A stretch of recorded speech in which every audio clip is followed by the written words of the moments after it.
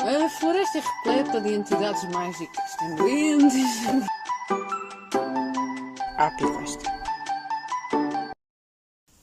Como é que começou a Apicosta? Em primeiro lugar, veio assim um bocadinho de uma paixão de criança, ou de uma curiosidade de criança. A curiosidade era sobre as abelhas, era tentar saber mais sobre as abelhas, saber o que é que elas faziam, o que é que elas não faziam, e então sempre tive essa curiosidade, mas nunca tive a coragem, nem se calhar ou a vontade para me dedicar a isso. Até que chegou a um belo dia em que eu ia até mais do que uma vez passear lá perto e sabia que ali havia umas colmeias que eram de um senhor velhote lá da aldeia, em que ia com a minha filha Mara passear de motinha. E nós passávamos ao pé desse apiário e então parávamos lá um bocadinho para vermos as abelhas a entrar e a sair das colmeias. Não sei se estás recordada disso. Não. Pronto, a gente parava lá. Depois o pai explicava do pouco que não sabia ou nada. Que as abelhinhas estavam a voltar para casa, que traziam o pólen das flores e por aí fora. Depois de um desses dias, nós irmos fazer essa visitinha ao apiário lá do nosso vizinho, aí pode ser que te lembres, chegamos lá e não vimos as abelhinhas a regressarem, porque as colmeias estavam todas caídas, estavam tudo pantanas, era só caixas umas para cada lado, e a única ou as duas únicas que estavam de pé no sítio que era as mesas onde eles tinham as colmeias, já não tinha abelhas nem a entrar nem a sair. E então nessa altura eu lembrei-me de falar com a filha desse senhor, que eu já não o via há muito tempo, se estava tudo bem, se eles já não faziam caso das abelhas, o que é que se passava, porque aquilo estava tudo caído, ou se eles pelo menos sabiam. E então quando essa fulana me respondeu que o pai, como já era velhote e não sei quantos, e não estava bem de saúde, estava acamado, que já não conseguia tratar das abelhas, e que ela e o namorado, ou o marido na altura, é que era suposto estarem a tomar conta daquilo, mas tomavam tão bem conta que quando eu dei por isso aquilo estava tudo caído, não é? E então foi a partir daí que elas falaram, as duas irmãs, lá uma com a outra, ou as três, ou o que raio que elas são, se alguém tinha interesse em ficar com aquilo, visto o velhote já estar de cama, supostamente já não ia voltar a mexer nas colmeias, elas disseram que ninguém tinha interesse, que eu se quisesse podia lá ir e podia lá ver o que é que lá tinha e se tinha alguma coisa, e o que lá tivesse eu podia aproveitar. Foi então a partir daí que eu fui arranjar um fato de apicultor à pressa e fui lá investigar o que é que para lá tinha e o que é que não tinha. Eram colmeias, não eram? Eram colmeias reversíveis. Não, podiam ser cortiços, já não me lembro. Pronto, ok, não, eram colmeias reversíveis. E então a partir daí foi quando eu fui lá a primeira vez espreitar o que era o apiário, é que eu vi que as caixas estavam todas vazias e a única colmeia que tinha abelhas era uma colmeia reversível de 3 caixas que tinha tombado e as caixas separaram-se para aí uma largura de um dedo entre as caixas. E era por aí que as abelhas entravam e saíam. Então, depois aí nessa altura eu consegui, nem sei como, pegar na colmeia, porque as caixas estavam afastadas, mas já estavam soldadas. Elas foram pondo propóleos e por aí afora e as caixas ficaram de tal maneira soldadas que eu consegui levantar as 3 e depois, não sei como, acho que até dei ter fumo para as orelhas, mas consegui pegar na colmeia e pô-la em cima da mesa para depois começar então, a pouco e pouco, de cima para baixo, a ir começando a tentar levantar quadros, estava tudo colado, todos torcidos, uns agarrados aos outros, até que cheguei ao sítio onde estava o enxame, ou seja, aquilo era o enxame que entre as caixas já só estava na caixa do meio e tinha ali 2 ou 3 quadrozinhos só com criação, mais nada. Depois quando eu vi que aquilo tinha abelhas, deixei a colmeia então lá em pé, vim-me embora para casa sem ter mexido nela ainda lá dentro. Isto que eu estou a dizer que elas tinham já vi depois, mas pronto. Quando eu vi que tinha abelhas, pus em cima da mesa, deixei-a estar ali e vim fazer uma colmeia à pressa. Pesquisei na net assim um bocado a correr qual eram as medidas de uma colmeia reversível, para pronto, fazer as caixas de fora e tentar aproveitar os quadros que lá tivessem naquela colmeia bons e ter alguns já limpos para elas poderem começar a ter outra vez espaço e começarem a trabalhar numa colmeia nova.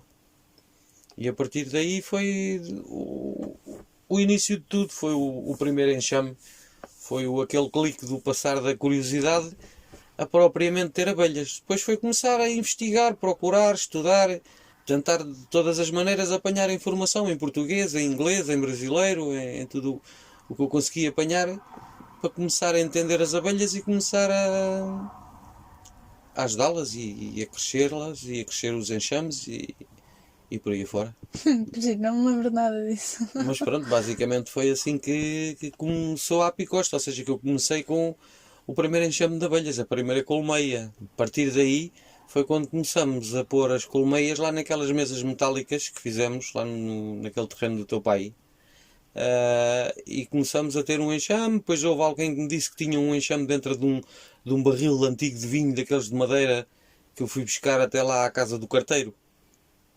E trouxe aquilo no carro assim embrulhado às 3 pancadas com as fita-colas e com medo que aquilo se manchasse tudo dentro do carro. Isso eu lembro. Pronto, trouxemos isso para lá, depois aí mudei esse enxame para dentro de uma colmeia e pronto, e começamos ali com 1, 2, 3 enxames até que cheguei a ter lá, ali em linha, sei lá, pá, umas 12 ou 13 colmeias. Sempre feitas por ti. Todas, o material sempre todo, meu sempre foi todo feito por mim, todo. E os enxames sempre foi ou esse que foi dado, ou apanhados, ou desdobrados, porque a gente nunca comprou enxame. Nessa altura foi tudo dado, apanhado. E depois, digamos, naquela altura sim. Nessa altura não sabia fazer desdobramentos então, sequer, mas nem. depois começaste logo, da curiosidade também na... Pronto, depois com o ir investigar começou-se a saber que se tinha que fazer isto e aquilo para fazer um Talvez desdobramento logo e fui não tentando nesse numa. primeiro ano, porque... Não, no primeiro ano foi no primeiro ano, no segundo mês, mas Não, a já não me paciência lembro, já sabes já não me também não é lembro muita, né? A em que curiosidade mês é é que tanta. foi. Sim. Né, se dava para fazer, se tinha abelhas suficientes para isso, não, elas tiveram que crescer em algum ponto, né? Só Foi, depois é que pudeste desdobrar. Em algumas delas, por exemplo, já tinha a primeira caixa que era o ninho cheia e em vez de adicionar a segunda caixa para aumentar o espaço, comecei a dividir logo os primeiros ninhos. Num que foi o primeiro para a experiência, para ver o que é que acontecia. Assim que soube o que é que se tinha que fazer basicamente. Lembras-te que foi 1 ano, 2, que a gente começou a perceber que não era aquele tipo de apicultura que a gente queria fazer? Chegou a ser tanto tempo. Foi eu lá por perto aí de se calhar 2 anos. Porque é assim, primeiro ano foi tudo muito bonito e toda a gente diz o mesmo. Primeiro ano é tudo muito bonito, os enxames parece que crescem ali, que é uma coisa doida. O pior é o fim do primeiro ano, que é a altura que elas depois estão fortes e começam a apanhar as verroas, as faltas de nutrição que as deitam abaixo, os invernos às vezes assim um bocado mais carregados, com muita umidade e principalmente na zona onde a gente as tinha, muita umidade e frio, também não ajuda. E depois foi mais ou menos, foi no segundo ano que supostamente elas, em vez de estarem a crescer, começaram outra vez a reduzir. Sim, mas não é isso que eu estava-te a perguntar.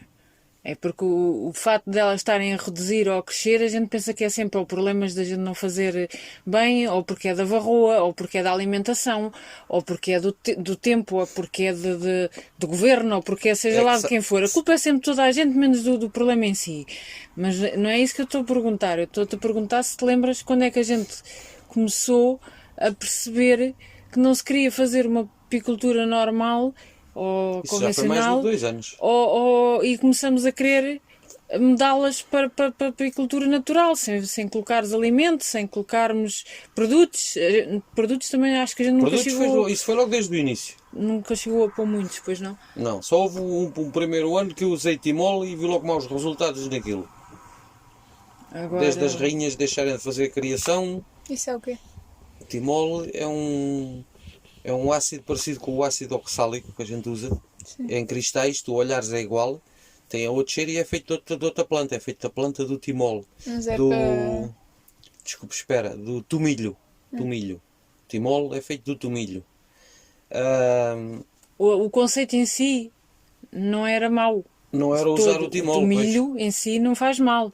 Estás a perceber? Aquilo vem de uma planta natural. A O maneira problema de usar é a maneira de usar e a maneira quantidade, provavelmente. que eles utilizam a fazer aquele produto. Ou que eles acrescentam naquele produto. Mas era não. com que objetivo? Era de matar a Matar a varroa. varroa. Ah.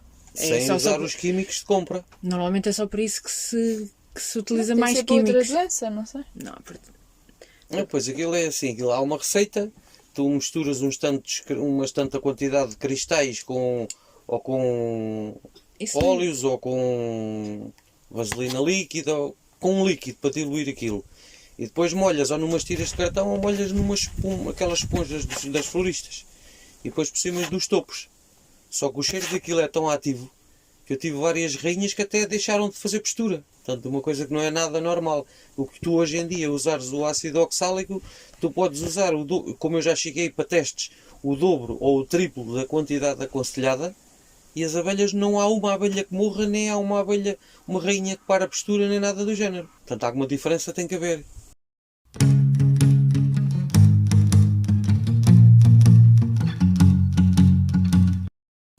É verdade que assobiar faz as abelhas fugirem?